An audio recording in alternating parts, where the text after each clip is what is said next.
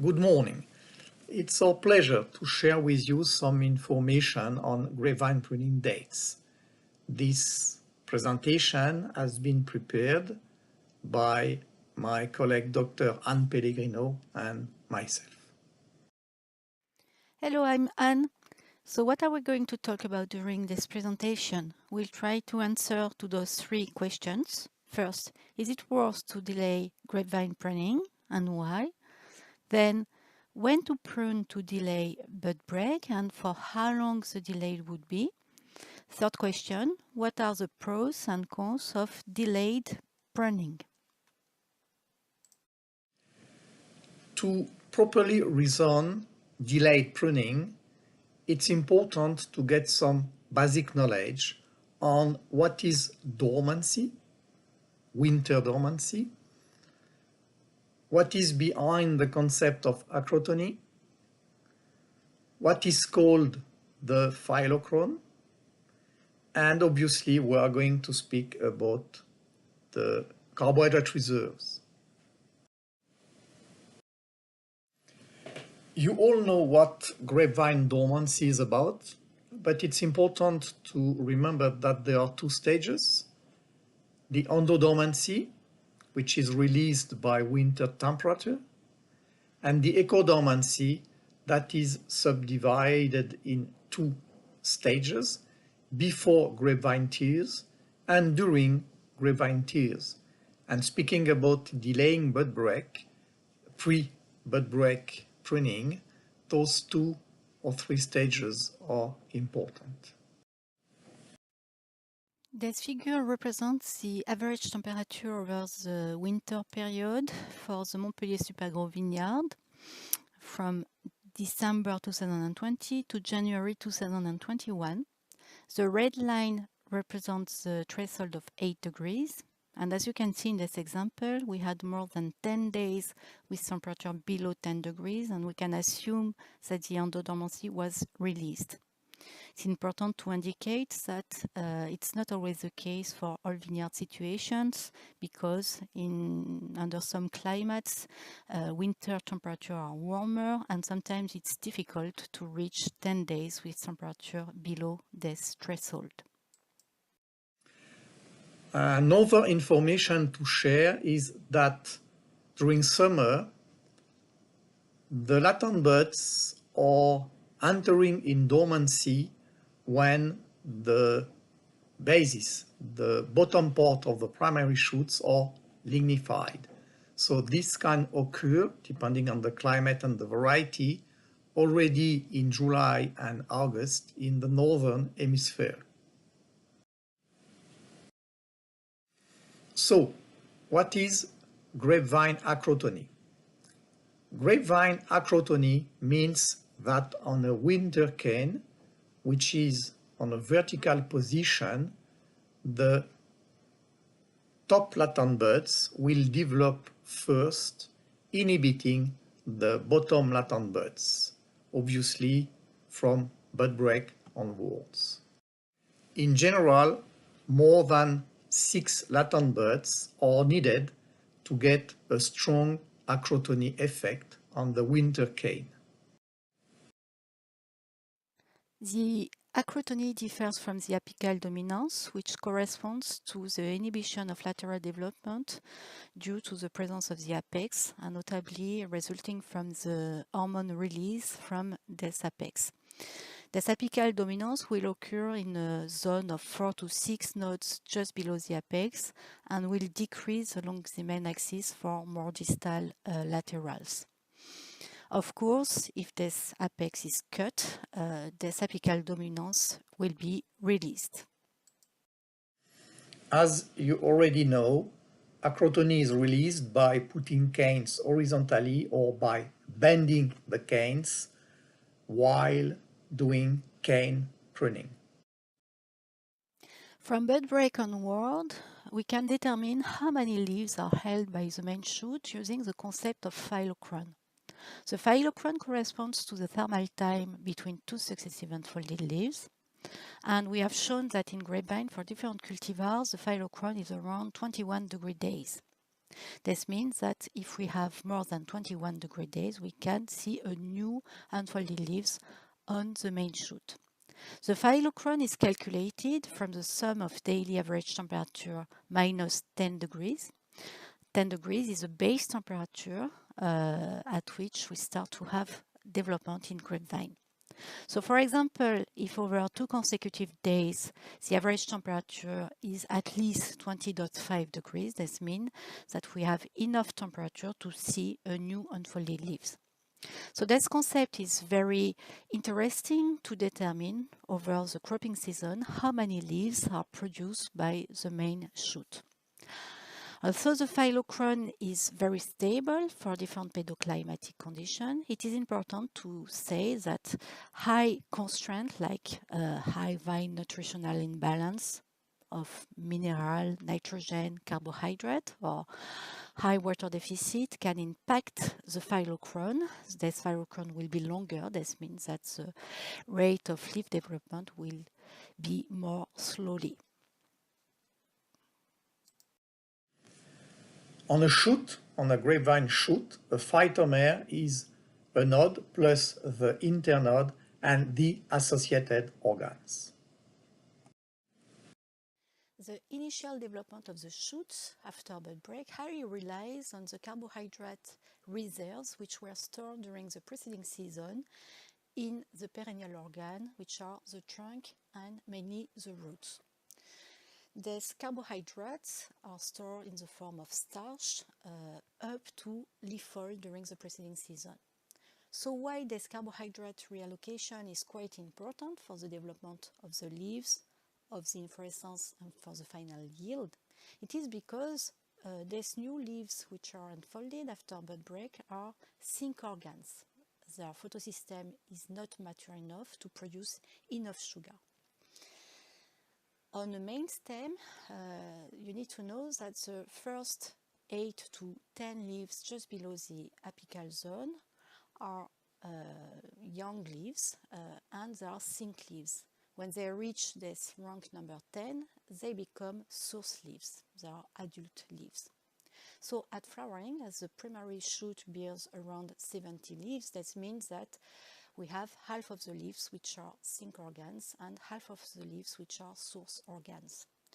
This flowering period is a kind of transition between the sink status for carbohydrate and the source status. Let's address now the question of when to prune a vine to delay bud break. Should this pruning be before bud break, after bud break, and why? As you already know, one of the main goals to delay bud break is to try to avoid early spring frost.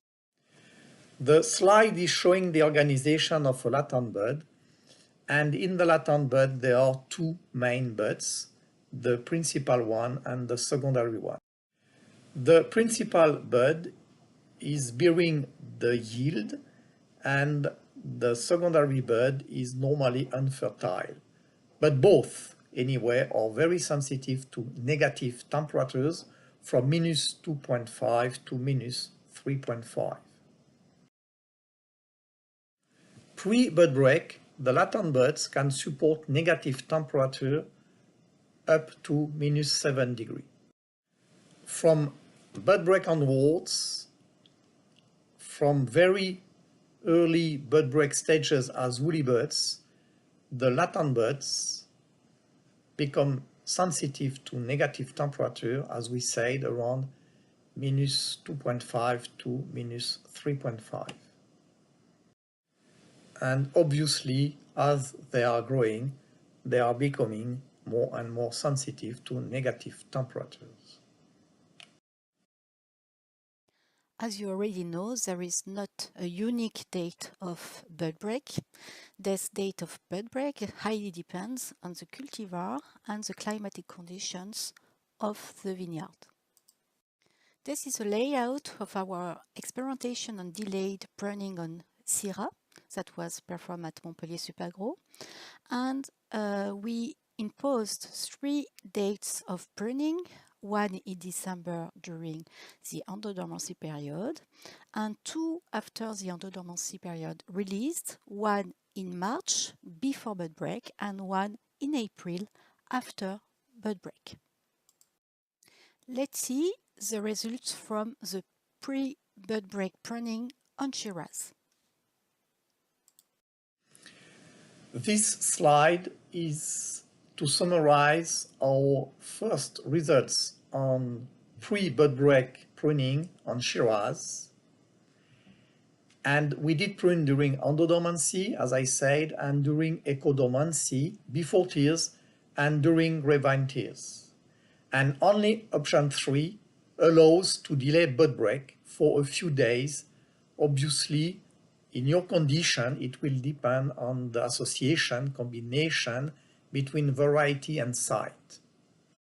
So to summarize, in other words, the best period pre-bud break to prune to delay bud break is during grapevine tears.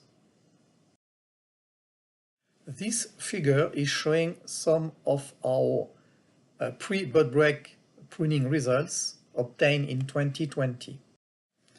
And we did show that the best period to delay bud break, applying pre-bud break pruning, was during grapevine tears. Reasoning post-bud break pruning is a little bit more complex than reasoning pre-bud break pruning. To reason pruning after bud break, there is a need to consider the concept of acrotony, the concept of phyllochron, and also to consider the carbohydrate reserves that were stored during winter in the perennial organ. To illustrate the concept of acrotony, you can see on the left side of your screen a vine that was pruned during winter to 2 buds, and in April those 2 buds are burst. And the shoot, the most apical shoot, already holds 3 unfolded leaves. On the right side of your screen, you can see a cane that wasn't pruned during winter. This cane holds 12 buds, and in April, 8 among these 12 buds are already burst. This concerns the most apical buds. And in the basal zone, you can see that you have 4 buds that are not burst yet. The shoots also hold between 1 and 3 unfolded leaves. So it is possible at this stage to prune the vine, and we will delay bud break because the most distal buds didn't burst yet. So this year, on the 21st of April, 15 days of the normal pruning date, we did prune those long canes which already developed the top latent buds, and we can see on the right hand side photo that most of the bottom buds did not develop at that date. So in this example, we did delay bud break by 15 to 20 days. This slide is showing that when we did prune 15 days after the normal bud break period, most of the top latent buds already developed, bearing primary shoots having 4 to 7 leaves and visible inflorescences. But more than 80% of the bottom latent bud were not developed. This slide here addresses the question of carbohydrate reserves. As we said before, the carbohydrate reserves are stored in the trunk, in the root, but also in the cane. And here there are preliminary results showing some observation we made of starch within the cane using iodine. You can see that irrespective of the young shoot development, there is some starch in the cane holding the young shoots. There should be also some sucrose, but we cannot see the coloration of sucrose. And for sure, we should complete those observations by biochemical analysis to quantify the level of soluble sugar and starch that is present in the cane. It would be interesting to build a relationship between this level of carbohydrate stored in the cane and the level of shoot development to try to address what would be the best window in terms of pruning to make sure that the carbohydrate reserve depletion is not too high, because we know that the young shoots and the inflorescences development rely on this carbohydrate reallocation. We have seen that by applying pruning just after bud break, we were able to delay bud burst by about 15 days or even more. Now the question is, what are the impact of this pruning post-bud break on the other phenological stages? Looking at our 2020 results on Syrahs, we see that only post-bud break pruning did delay the phenological stages as flowering, veraison, and ripening. The situation 4, the photo 4, is showing, and that's something which is well known, that by delaying post-bud break pruning too late, and photo 4 is about 1 month after the normal bud break period, we see that certainly because of the depletion of carbohydrate reserves, then now we do affect yield. And we can have a decrease in yield with post-bud break pruning by 20 to 80%, depending on the date, the variety, and the site. So pruning after bud break is a risk for the plant in terms of carbohydrate reserves depletion and yield loss. So the question is, what would be the best window to prune after bud break?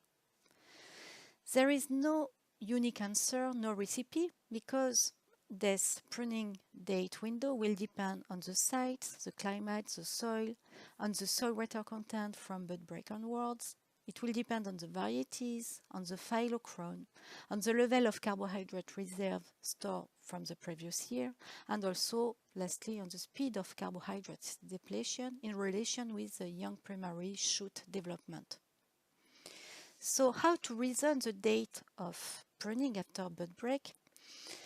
It would be very relevant to calibrate a relationship between the level of carbohydrate depletion in the cane and the level of shoot development, as we saw before, to try to calibrate for a specific site the best date of pruning versus the variety and the pedoclimatic conditions. By measuring and following some very classical parameters of fruit composition, it's possible to demonstrate that with post-bud break pruning, we can delay the ripening period. This slide is to show that from bud burst onwards to flowering, the choice of the best pruning date after the normal date of bud burst is a matter of reaching a balance between the carbohydrate supply and the carbohydrate demand.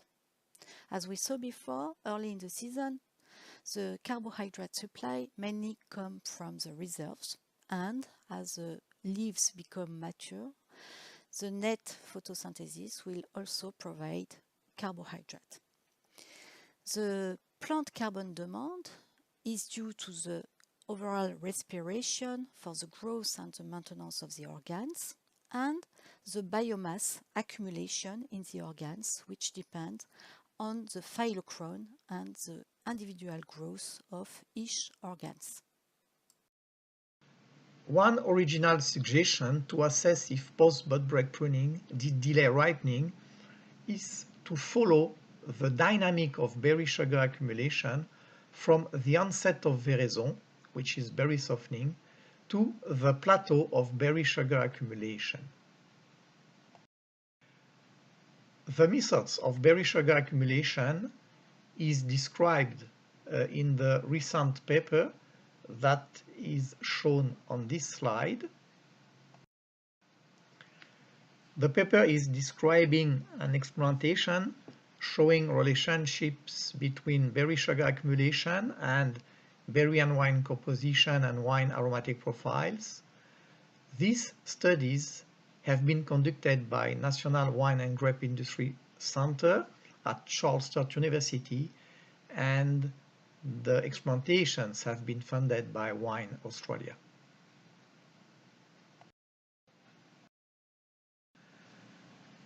We cannot ignore the drawbacks associated with post-bud break pruning. We already spoke about the loss of yield depending on carbohydrate reserves depletion linked to the choice of the post-bud break pruning dates, the loss of vigor, more importantly, some logistic issues to organize post-bud break pruning by hand. So, what about mechanical pruning when possible? And labor issues depending on the vineyard area and the associated cost issues doing hand pruning.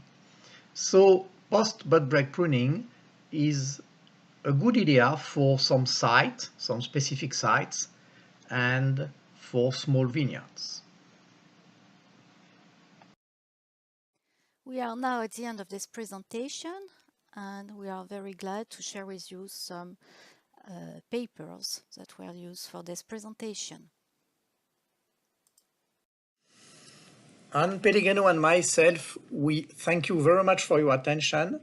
We hope that you did enjoy this presentation. Keep well.